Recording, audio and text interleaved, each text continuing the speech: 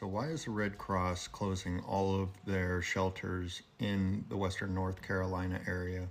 So according to their website, it is a lack of people that need the shelters and a lack of donations coming in. Each of those shelters holds 100 to 200 to 300 people.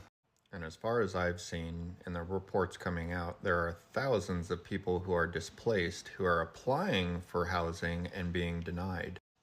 Now, whether that housing being shelters or a temporary residence, it's the same. They have already closed down two of their major shelters. The first is the Community College Conference Center, which held about 150 beds. Then you have the Geneva Circles Shelter, which also held around 150 beds. Both are closed. The one main one that holds 300 beds is currently open until November 10th, when they've projected to close it. And that's the Western North Carolina Agricultural Center. And that is usually held open for people with pets. So the only remaining shelter open right now currently is the Gold's Gym. And I think they said that was about 120, 150 beds as well.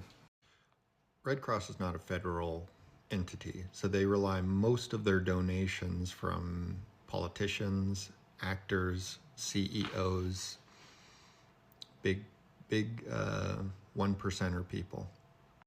So this year alone, the Red Cross took in donations, $85 billion. 50 of that $1 million is annual donations. 32.5 million of those dollars was raised specifically for Hurricane Helene and Hurricane Milton. So let's break it on down. First, we're going to start with the donations that came this year alone just for Hurricane Helene and Milton. $3 million from Fox News, $3 million from American Airlines, $12 million combined from companies like the NFL, the Yankee Corporation, Coca-Cola, Lockheed Martin, and the Major League Baseball. Another $10 million donated from companies like USAA, Wells Fargo, Ross, McDonald's, and Delta Airlines. Then you had another $4.5 million donated between MasterCard, Morgan Stanley, Shiners, GE Aerospace, Costco, Chick-fil-A. But the most interesting donation came from the mining company, Albemarle. Yep, $250,000.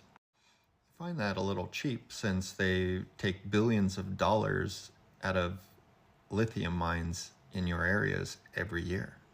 Now we're going to go into annual donations, and these are $1 million donations by individual corporations or companies. So a collective combined amount of $27 million comes from corporations like Microsoft, Pfizer, Merck, FedEx, and many others. Then you have another annual $25 million that comes from companies like the UPS, Visa, Disney, Toyota, PetSmart, on top of an annual $3 billion a year for their budget. So apart from all that, guess how much the CEO of Red Cross makes every year? $652,000 salary every year for running charity.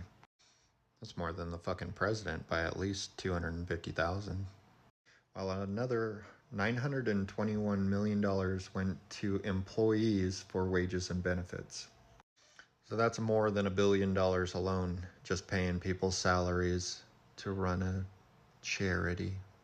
And the funny thing about that $84.5 billion that they take in from all these companies, that doesn't include the public's donation, people like you and me, which they don't make public about how much money they take in from us. So part of my source information comes from somebody who actually worked for the Red Cross and dealt with them personally and told me that they are corrupt from the bottom to the top. And they would never donate $1 to those people for anything. And you want to know how they get in a lot of that money?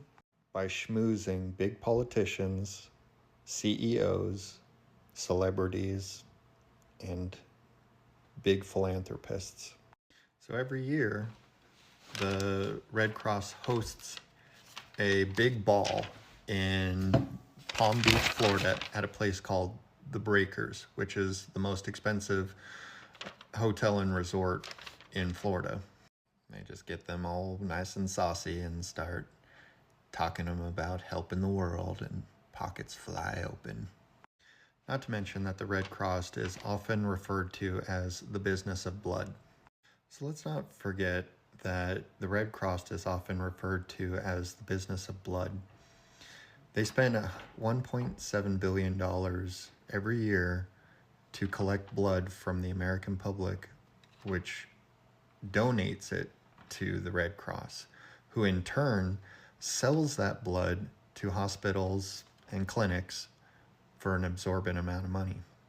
So I think it's time that the Red Cross is contacted and they need to pony up that money that was donated to those people. Since they're not going to use it on you, they're just going to move on to the next thing.